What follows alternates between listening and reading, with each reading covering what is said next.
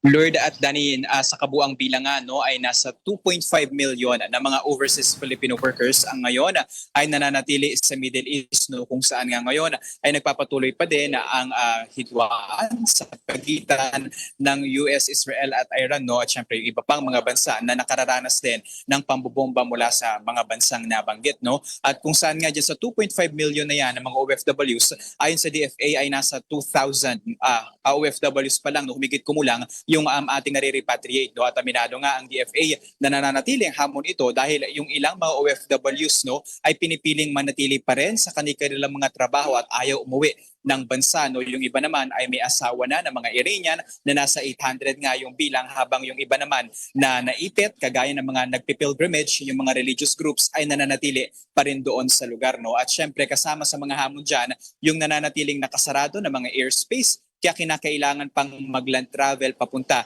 sa iba pang mga kalapit na bansa kung saan bukas ang airspace para makapag-uwi ng ating mga kapatid na OFWs. No? At aminado nga ang DFA na kakaunti o maliit pa rin ang bilang na ito. No? Pero sa ngayon ay hindi pa naman daw nakatakda no? yung mandatory na repatriation dito dahil in their list of their operation alert level 4 pa nagsasagawa ng mandatory na repatriation at ngayon ay nasa alert level 2 pa lamang daw ito.